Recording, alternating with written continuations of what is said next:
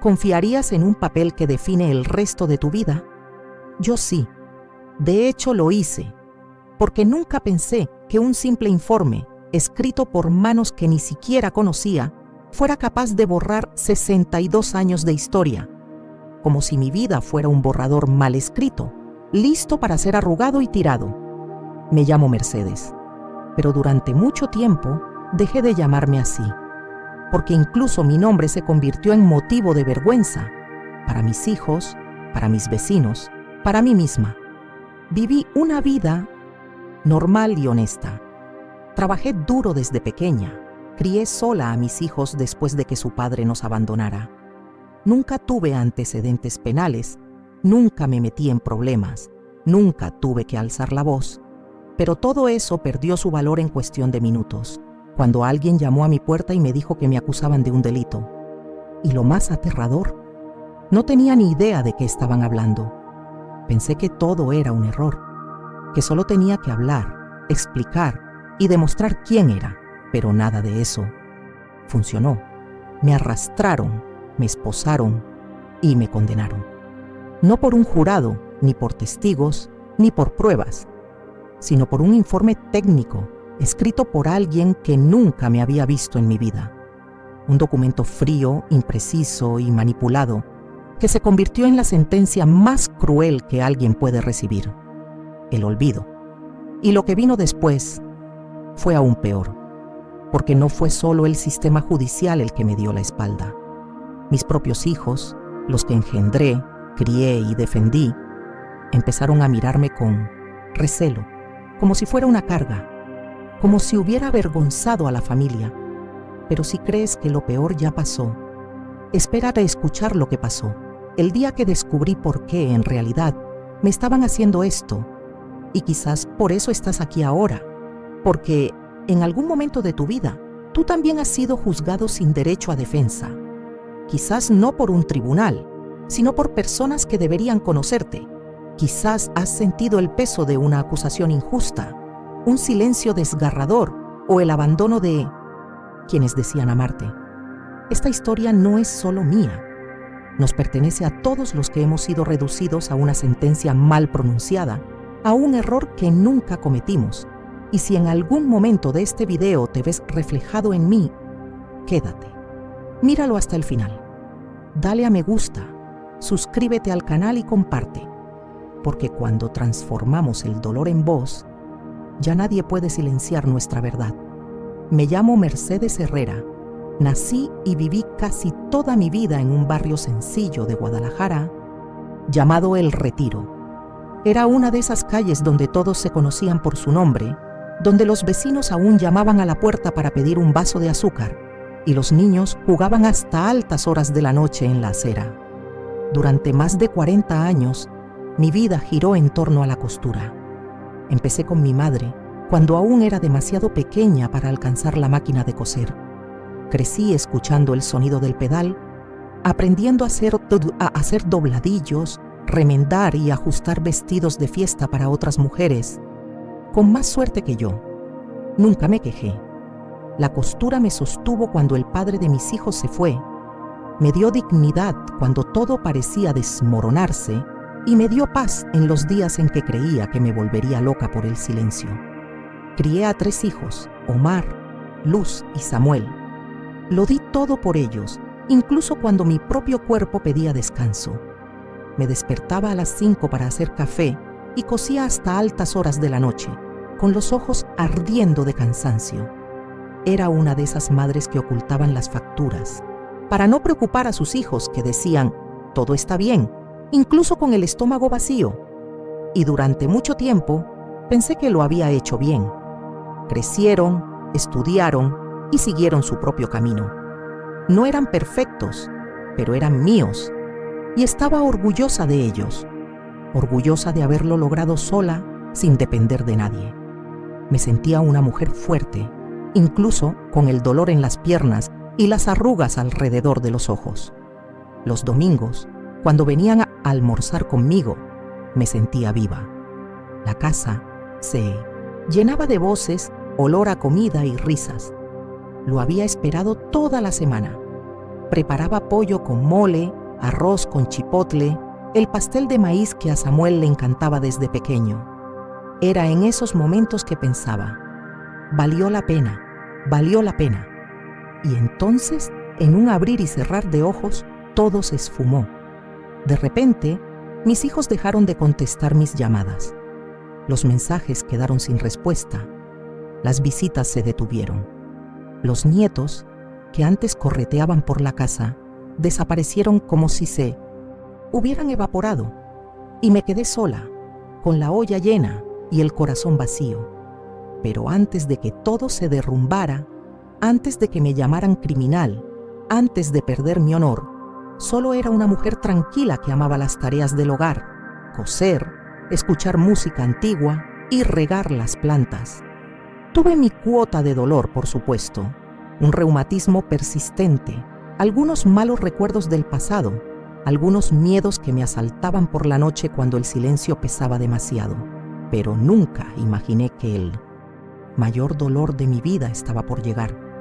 Porque una cosa es perder el dinero, la salud, incluso la libertad.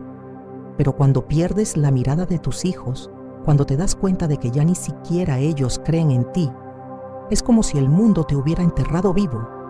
Yo, Mercedes Herrera, he vivido toda mi vida intentando hacer lo correcto y sin embargo, un solo error, ni siquiera mío, borró todo lo que había construido.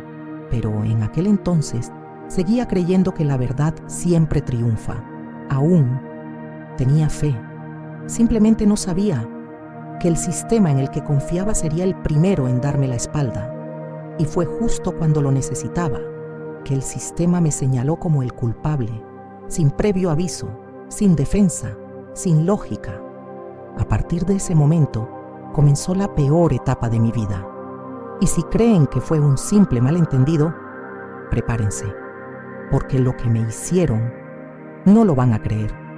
Era costurera, madre devota, abuela cariñosa, y de repente se convirtió en la sospechosa número 1. Pero lo que nadie esperaba, ni siquiera ella, era el verdadero motivo de la acusación, porque lo que vino después fue más cruel que cualquier mentira. El día que mi vida dio un vuelco empezó como cualquier otro. Me desperté temprano, preparé un café fuerte, revisé unos arreglos de ropa que me había dejado un vecino y ordené la casa. Alrededor de las 10 de la mañana, llamaron a mi puerta. Pensé que era un cliente, o quizás el cartero, pero al abrir, vi a 2 hombres de traje y a una mujer, con un portapapeles. No sonrieron, no me preguntaron si estaba bien. Simplemente dijeron, señora Mercedes Herrera, la citan a declarar sobre un desfalco financiero cometido en la empresa donde trabajaba. Se me heló la sangre. Intenté explicarles que llevaba meses jubilado, que ya había dejado la empresa, que nunca había manejado dinero directamente. Solo dirigía el almacén y redactaba informes internos, pero no parecían interesados en lo que decía. Me mostraron un documento oficial con mi nombre resaltado en rojo. Dijeron que había pruebas serias de mi participación en un fraude de facturas. Me quedé paralizado. No entendía nada. Pregunté si era una broma, si me estaban confundiendo con otra persona, pero sus miradas decían lo contrario. Ya me habían juzgado internamente. En la comisaría, el ambiente era aún peor. Nadie me escuchaba realmente. Un agente incluso dijo, «Señora, aquí nadie arresta por nada». Me trataron como a una delincuente desde el primer momento. Nadie me preguntó mi versión de los hechos. Nadie investigó mis antecedentes. A nadie le importó que estuviera viviendo de la costura y de mi jubilación. En cambio, me mostraron un expediente con hojas de cálculo, cifras, fechas, todo lo que nunca había visto. E incluso cuando dije que ni siquiera sabía cómo acceder al sistema de la empresa, se rieron en mi cara, como si la ignorancia digital fuera prueba de culpabilidad. Lo que más me dolió fue lo montado que parecía todo. Las preguntas estaban formuladas de tal manera que cualquier respuesta que diera parecía contradictoria. Me asignaron un abogado en ese mismo instante, con prisas, sin siquiera saber mi nombre. Intentó tranquilizarme, diciéndome que era un procedimiento, pero yo sabía en el fondo que lo que estaba a punto de comenzar era una sentencia sin retorno. Esa misma noche me dieron de alta, pero con la obligación de presentarme en 3 días. Regresé a casa con las piernas temblorosas. Cuando les conté a mis hijos lo sucedido, noté algo que me asustó aún más. Sus expresiones ya habían cambiado. Omar, el mayor, intentó disimularlo, pero sus ojos lo decían todo. Luz lloró, pero no me abrazó. Samuel solo dijo: «Espero que no sea verdad, mamá». La frase me hirió como una navaja. ¿Qué quieres decir? ¿Él había tomado? Necesitaba que creyeran en mí, no que dudaran de mí. En los días siguientes, intenté organizar documentos, contactos y pruebas de que no tenía nada que ver. Fui a mi antigua empresa, pero nadie me atendió. Llamé a antiguos compañeros y algunos ni siquiera me devolvieron la llamada. Esa sensación de aislamiento, de ser invisible, crecía en mi interior como un veneno silencioso. Y a cada paso, sentía que todos ya habían aceptado mi culpa, menos yo. Lo que no sabía era que lo más peligroso estaba por venir, porque la acusación en sí misma ya era absurda, pero la obra que realmente sellaría mi destino aún se estaba escribiendo. Y ella, y solo ella, sería responsable de encerrarme en una celda durante años, sin culpa, sin perdón y sin siquiera tener la oportunidad de explicarme. La acusaron sin pruebas, la juzgaron antes de siquiera abrir la boca, pero lo que nadie imaginaba era que el verdadero golpe estaba por llegar, porque la obra que selló mi destino la escribió a alguien de quien jamás habría sospechado. Y cuando esta traición salió a la luz, ya era demasiado tarde. Cuando el abogado finalmente tuvo acceso a la acusación completa, se me acercó pálido. Tenía en sus manos un informe forense que, según él, era la pieza clave del caso. Todavía intentaba comprender cómo mi nombre había aparecido en la historia, pero al ver ese documento, mi esperanza empezó a desvanecerse poco a poco. El informe afirmaba que mi nombre de usuario en el sistema de la empresa se había utilizado para autorizar transacciones fraudulentas. Decía que los accesos coincidían con mi perfil, que tenía autorización administrativa y que los registros digitales me identificaban directamente. Pero todo era mentira. En ese momento de mi vida apenas sabía usar un celular moderno. Nunca había tenido una computadora en casa. En el trabajo, cuando necesitaba hacer algo más técnico, pedía ayuda a los becarios. ¿Cómo era posible que yo, precisamente, hubiera planeado el desfalco de cientos de miles de pesos? Leí y releí ese papel. Los términos eran demasiado técnicos, fríos, distantes. Pero una frase me quedó grabada: responsable de la terminal de origen, Mercedes H. Eso sonó a sentencia de muerte. Quise gritar, correr hacia el juez, hacia el fiscal, mostrarle mis manos callosas que jamás habían tocado ese sistema, pero era demasiado tarde. Esa hoja de papel ya había decidido mi destino antes de que comenzara el juicio. Empecé a sospechar de todo. La empresa donde había trabajado 2 décadas no había movido un dedo a mi favor. Ninguna declaración pública, ninguna carta de apoyo. Amigos que habían estado conmigo durante años habían desaparecido. Incluso mi antiguo jefe, que siempre me había elogiado por mi honestidad y dedicación, evitaba el contacto, como si temiera involucrarse.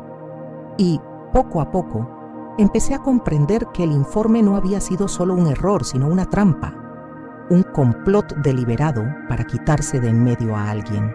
Y ese alguien, por alguna razón, era yo. Le pedí al abogado que investigara quién había elaborado ese documento. Descubrimos que el perito responsable tenía vínculos con uno de los directores acusados, una conexión personal de larga data. Pero esta información nunca se investigó.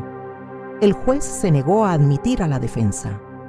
Dijo que el documento había pasado por las autoridades competentes y que cualquier afirmación en contrario sonaba a intento de manipulación. Me sentí enterrado vivo. Imaginé que, en el fondo, podría estar soñando una pesadilla, pero era real. Me estaban empujando a un agujero del que no había salido, y nadie quería echar una mano. Mi familia, ya conmocionada por la situación, empezó a distanciarse. Las conexiones se hicieron escasas. Los nietos dejaron de visitarme. Mi hija Luz me envió un mensaje que, hasta el día de hoy, me rompe el corazón. Mamá, ¿por qué no dijiste la verdad desde el principio? No sabía qué decir. ¿Cómo podía explicar que no tenía nada que decir porque no había hecho nada? ¿Cómo podía demostrar mi inocencia si la única prueba aceptada era la que había sido inventada? El dolor de ser descreído es peor que cualquier celda. Dormía en el sofá, apagaba la luz temprano y pasaba las noches en silencio, mirando fotos antiguas con lágrimas en los ojos. Sentía que mi cuerpo se debilitaba. Sentía que mi fe se desmoronaba. Pero aún así, en mi interior una voz insistía: tú sabes quién eres, ellos no. Pero ni siquiera esa voz pudo soportar lo que vino después. Porque una cosa es saber que te acusan injustamente y otra muy distinta es oír de un juez que te condenaron con base en pruebas irrefutables. Y peor aún, ver a tus hijos bajar la mirada, como si ya hubieran aceptado tu culpa. El juicio estaba a punto de comenzar, y allí, en esa habitación fría y silenciosa, comprendí que la justicia no me tenía en cuenta. Solo me quedaba saber cuánto tiempo tardaría en enterrarme de una vez por todas bajo una sentencia que nunca fue mía. Dijeron que la evidencia era irrefutable. Pero ¿y si la principal había sido inventada desde el principio? Porque lo que descubrí poco después revelaría un bulo tan bien urdido que incluso la justicia decidió ignorarlo. Y fue en ese momento que empezaron a enterrarme vivo. El día del juicio, llegué al juzgado con el estómago revuelto y los pies temblorosos. Era como ir a mi propio funeral. Tenía en las manos una carpeta llena de documentos, viejas cartas de recomendación, un currículum vitae envejecido por el tiempo y el esfuerzo de toda una vida de trabajos honesto. Sin embargo, ninguno de esos papeles me servía allí, porque al entrar en aquella sala fría y silenciosa, me di cuenta de que todo ya estaba decidido. Me miraron como si fuera culpable incluso antes de abrir la boca. El juez, un hombre serio, evitó mirarme a los ojos. El fiscal habló con una seguridad demostrada, como si ya me hubiera condenado mentalmente semanas atrás. Y el abogado que se suponía que debía defenderme parecía tan perdido como yo. Intentó argumentar, pidió tiempo para impugnar el informe, solicitó un perito independiente. Todo fue denegado. El juez repitió: el documento es oficial y se presume veraz. Esta frase me atormentó durante mucho tiempo. ¿Cómo puede algo nacido de un error, o peor aún, de una mentira, aceptarse como verdad absoluta? Me senté en el banquillo con las manos sudorosas, intentando mantener la dignidad, intentando respirar, pero por dentro ya me estaba desmoronando. Busqué rostros conocidos. Solo encontré sillas vacías. Ninguno de mis hijos estaba allí. Ni siquiera Luz, que siempre había sido más sensible, apareció. Días antes, había enviado un mensaje diciendo que no podía pasar por ello. Omar ni siquiera respondió. Samuel lo vio, pero guardó silencio. Y fue entonces cuando me di cuenta de que mi juicio ya se había cumplido mucho antes de ese día. Se había producido en sus conversaciones, en los susurros entre vecinos, en las palabras no dichas. La sentencia de vergüenza y abandono ya se había cumplido. Durante la audiencia, intentaron hacerme parecer fría, manipuladora y mentirosa. Usaron mi jubilación como una estrategia de escape. Dijeron que estaba usando mi experiencia para ocultar mis huellas. Cada palabra que pronunciaban era como un golpe en el pecho. Y allí estaba yo, sentada, con una mirada que suplicaba: que alguien vea mi verdadero yo, por favor. Pero nadie me vio. Nadie quería verme. Al final mi intento de defensa se redujo a una sola frase de mi abogado. Mi cliente niega cualquier implicación. Eso fue todo. No tuve oportunidad de explicarme, de contar mi historia, de demostrar quién era. La decisión se leyó con frialdad. Considerando las pruebas del expediente, Mercedes Herrera es condenada a 8 años de prisión. El sonido del mazo del juez resonó como una explosión sorda en mi interior, y ni siquiera lloré, porque hasta mis lágrimas parecían haber sido exprimidas antes de que se dictara la sentencia. Salí de la sala esposada, con la mirada perdida, no por vergüenza propia, sino por vergüenza del mundo. Un mundo donde una mujer como yo, que se pasó la vida cosiendo para sobrevivir, podía ser tratada como una criminal de la noche a la mañana, solo porque un papel lo decía. De camino al coche patrulla, oí susurros, sentí miradas de reojo, sentí el peso de la etiqueta que llevaría para siempre, culpable, aunque no había hecho nada. Pero lo más doloroso no fue la condena. Fue saber que en el estrado nadie habló por mí. Ninguno de mis 3 hijos, ninguno de mis viejos amigos, ninguna voz se alzó para decir, esta mujer es inocente. Y cuando una madre es abandonada por sus propios hijos, hasta la celda más sucia parece acogedora comparada con el vacío que lleva en el pecho. Y así fue, indefenso, sin apoyo, sin siquiera una mirada de compasión, que fui arrojado a un sistema cruel. Pero lo que me esperaba tras las rejas era aún más inhumano de lo que podría haber imaginado. Ninguno de mis hijos apareció, nadie alzó la voz por mí, y cuando leyeron la sentencia, comprendí que estaba solo mucho antes de los barrotes. Pero lo que me esperaba al otro lado de esas celdas era un dolor que ni siquiera la injusticia del tribunal pudo prever. Cuando la puerta de la penitenciaría de mujeres de Puente Grande se cerró tras mí, sentí como si el mundo me hubiera olvidado para siempre. El sonido metálico de la cerradura resonó en lo profundo de mi pecho como una cruel confirmación. Estaba allí, entre paredes manchadas de dolor, viviendo una pesadilla que nunca pedí. El olor en la celda era húmedo, denso, una mezcla de moho y desesperación. Las paredes desconchadas parecían contener los gritos de quienes ya lo habían perdido todo.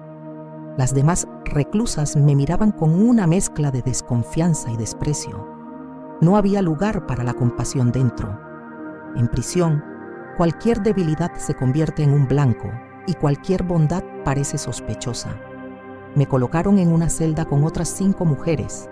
Algunas estaban allí por delitos graves.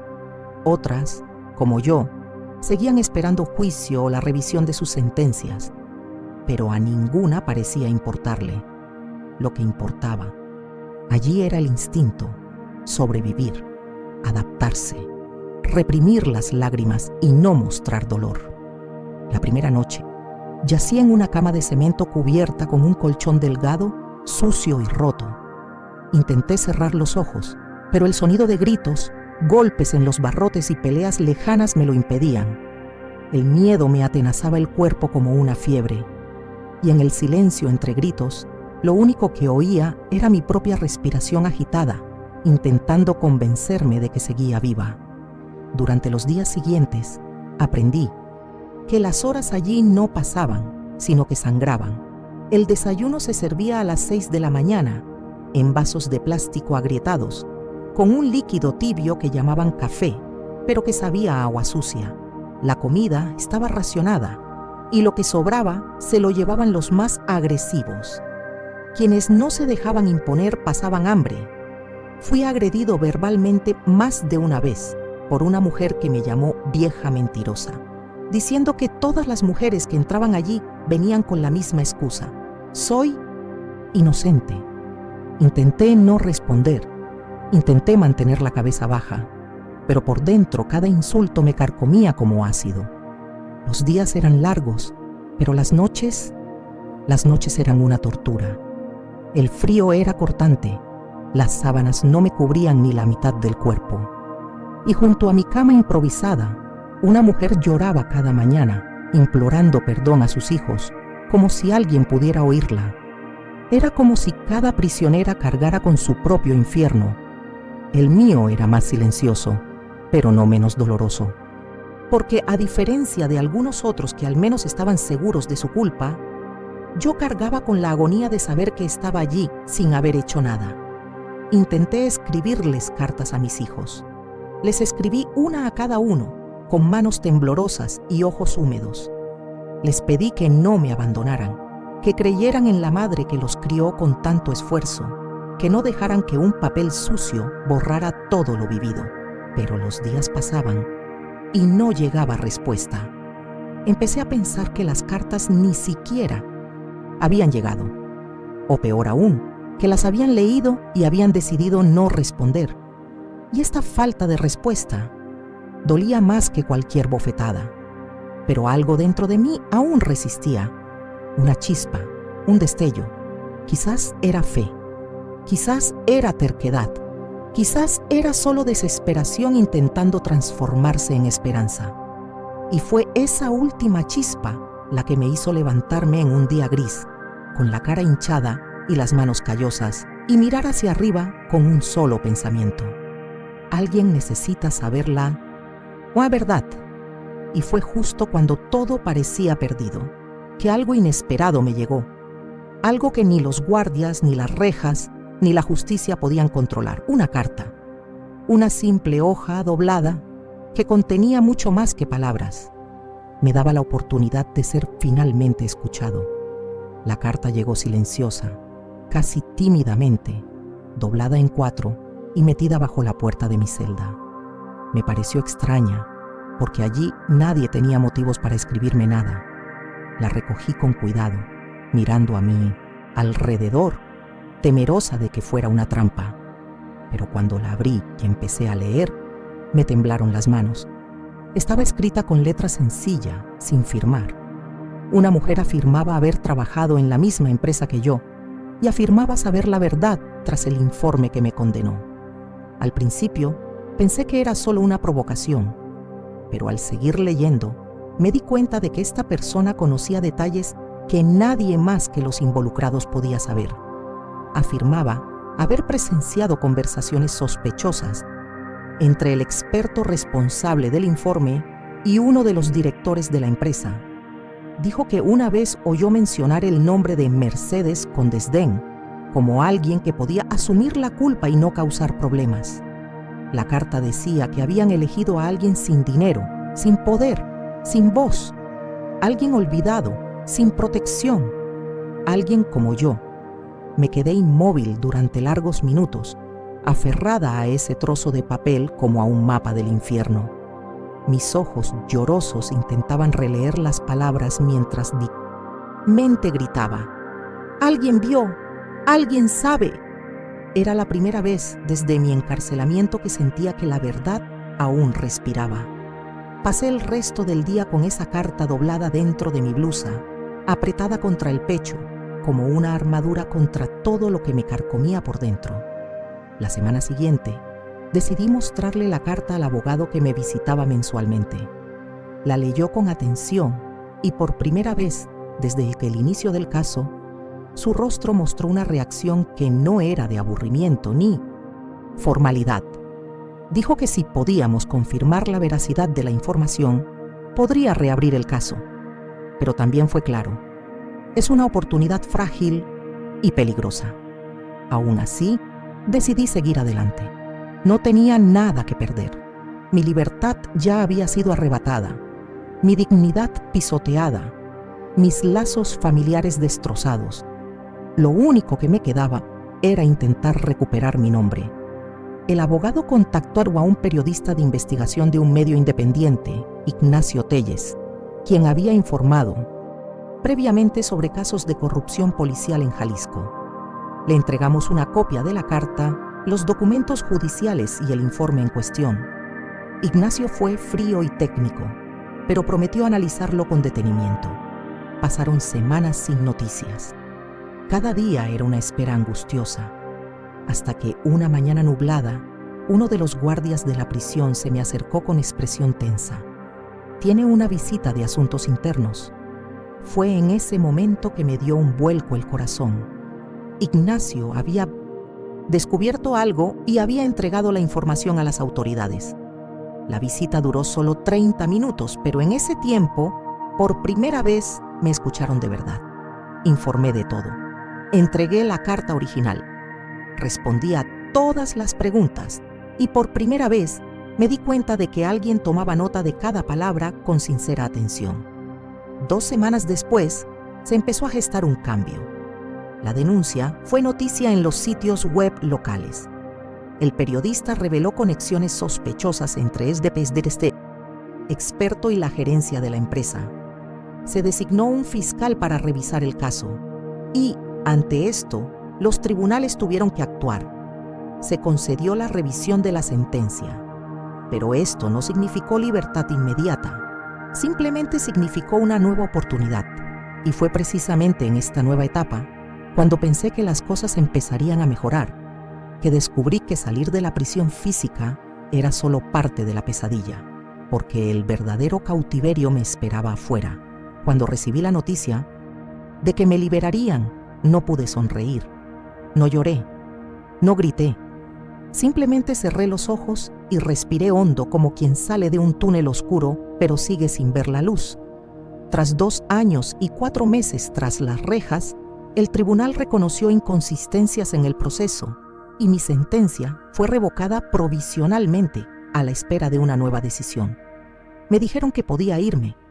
«Eres libre», dijo el agente, pero la palabra libre me sonó hueca, porque sabía que allá afuera yo ya no era el mismo y el mundo tampoco. Salí de la prisión con una bolsa de ropa vieja y la carta original doblada en el bolsillo de mi abrigo. Sin escolta, sin abrazos. Nadie me esperaba afuera. Solo el viento frío en la cara y la sensación de que, incluso respirando el aire exterior, algo me mantenía encadenado. Tomé 2 autobuses a mi barrio. Cada parada era un recuerdo. La panadería de la esquina, la farmacia donde compré mi medicamento para la rodilla, la parada donde esperé a mis nietos a que volvieran del colegio. Todo parecía igual y, sin embargo, distante, como si atravesara un paisaje que ya no me pertenecía. Cuando llegué a la puerta principal me temblaban las manos. La misma casa sencilla, con la pintura descascarada y las plantas secas del jardín. Toqué el timbre y esperé. Nada. Volví a tocar, hasta que se abrió la puerta. Era mi hija, Luz, pero su rostro no mostraba ningún signo de alivio, ni de añoranza. Simplemente dijo: «Deberías haberme avisado que venías». Intenté sonreír, intenté explicar, intenté decir que no había tiempo, que me dejarían ir sin avisar, pero ella simplemente se hizo a un lado, cediendo el paso, sin siquiera mirarme a los ojos. Dentro, encontré un hogar silencioso y extraño. Los cuadros que yo misma había colgado habían sido retirados. Los manteles de crochet que había hecho con tanto esmero estaban guardados, como para ocultar cualquier rastro de mi presencia. Mis nietos me miraban con curiosidad y miedo, como si fuera una visita inoportuna. Omar no apareció ese día. Samuel me envió un mensaje diciendo que era demasiado pronto para hablar. Sentí que, incluso con el caso en revisión, el peso de la acusación aún los atormentaba. No bastaba con que el tribunal declarara mi inocencia. Para mis hijos, quizás sería más fácil mantener la versión de mi culpabilidad que afrontar el dolor de haber sido abandonada. En los días siguientes, intenté retomar mi rutina. Fui al mercado, a la iglesia, a la farmacia, pero donde quiera que iba, las miradas me seguían. Susurros, susurros, un silencio incómodo. Incluso quienes me conocían desde hacía décadas evitaban el contacto. Nadie quería que lo vieran conmigo. Nadie quería arriesgar su reputación por alguien que, aunque inocente en teoría, seguía condenado en el corazón de los demás. Regresar a casa no fue como volver a casa. Fue como visitar las ruinas de una vida que ya no existía. Dormí sola, con miedo a soñar. La comida perdió su sabor, e incluso la ropa que cosía parecía no quedarme, porque no era solo mi nombre lo que se había desgarrado, era la imagen que mis hijos tenían de la madre que los crió, que ahora se desmoronaba como tela podrida en manos de una sociedad que nunca quiso coser justicia de verdad. Pero justo cuando pensaba en rendirme, algo dentro de mí empezó a cambiar. Y fue en esta transformación final, en el silencio de la humillación, que comprendí una profunda verdad. Porque la mayor prueba de mi vida estaba por llegar. Y no la dictarían jueces ni abogados, sino mi propia conciencia. Con el tiempo comprendí que una verdadera prisión no está hecha de barrotes ni de hormigón. Está hecha de miradas, de silencios que gritan, de puertas que ya no se abren. El juicio social es mucho más cruel que cualquier sentencia de un juez, porque no ofrece derecho a defensa ni apelación, y lo más doloroso, lo dictan quienes más quieres. Mis vecinos, que antes compartían café conmigo en la acera, ahora cruzaban la calle al verme. Mis amigos de la iglesia guardaron silencio, y mis propios hijos, incluso con su inocencia oficialmente reconocida, seguían manteniendo las distancias. Era como si su vergüenza hubiera superado mi dolor. Empecé a preguntarme cuántas otras mujeres como yo estaban pasando por algo similar. Cuántas madres, abuelas y mujeres humildes fueron utilizadas como chivos expiatorios por un sistema que busca culpables rápidos, no justicia verdadera. ¿Cuántas vieron sus nombres borrados, sus historias olvidadas, sus hijos rechazados por una mentira fría y calculada, respaldada por documentos que nunca reflejaron la verdad? Y la pregunta que más me dolía en el corazón: ¿cuántas están tras las rejas en este preciso momento, clamando por una ayuda que nunca llegará? La sociedad tiene un gusto amargo por los juicios públicos, un oscuro placer en condenar sin comprender.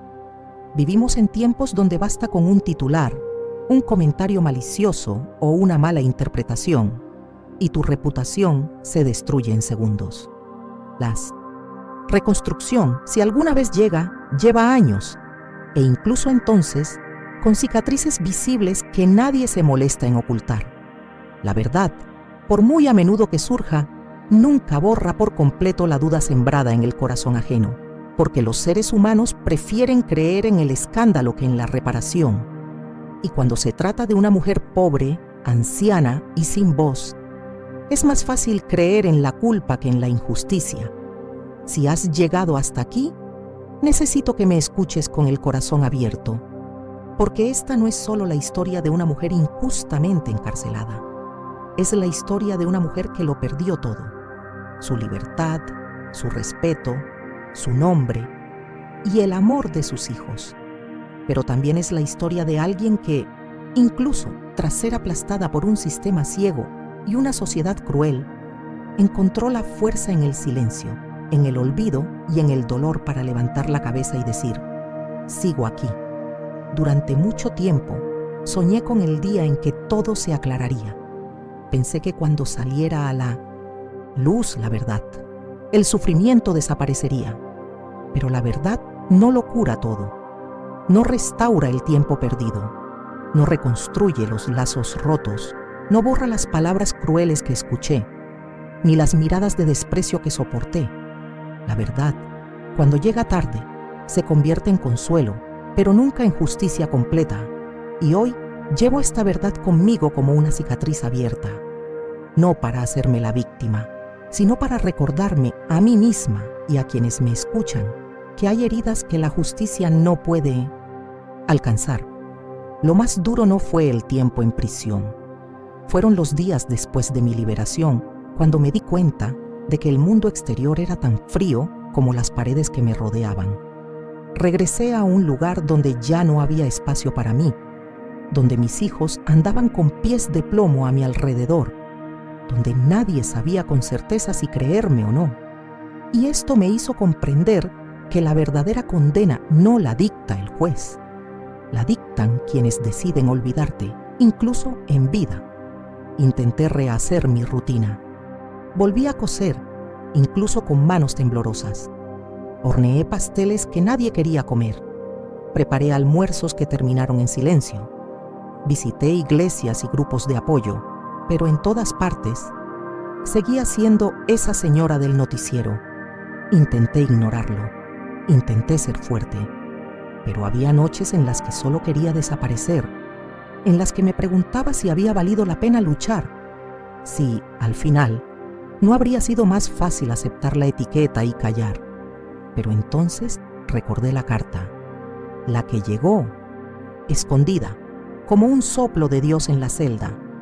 Recordé a la mujer anónima que tuvo el valor de escribir, a la periodista que investigó, a la fiscal que reabrió el caso, a la única guardia de la prisión que me llamó Doña Mercedes en lugar de reclusa.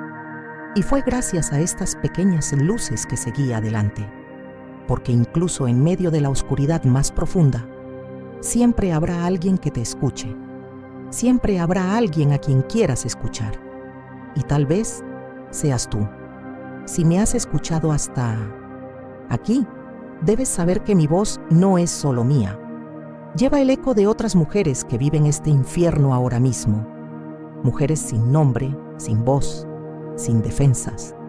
Mujeres que fueron encarceladas por errores que no cometieron, que fueron juzgadas por ser pobres, ancianas o simplemente invisibles. Y si mi historia te hizo reflexionar, si por un momento sentiste indignación, tristeza, empatía, entonces algo en tu interior aún cree que es posible cambiar las cosas. Y por eso sigo contándola, porque mi historia no termina con la libertad. Continúa cada vez que alguien decide no callar ante la injusticia, cada vez que un hijo decide creerle a su madre, cada vez que alguien rechaza los prejuicios fáciles y elige ver más allá de los titulares. No sé cuántos escucharán, no sé cuántos creerán, pero si tan solo un corazón se conmueve, sobrevivir a todo esto valió la pena. Y si quieres seguir escuchando historias como la mía, historias reales, duras y conmovedoras que revelan las heridas que tantos intentan ocultar, te pido que te quedes, no por mí, sino por todas las voces que siguen silenciadas. Suscríbete al canal ahora, porque la próxima historia que escuches podría ser aún más repugnante, aún más conmovedora, aún más necesaria.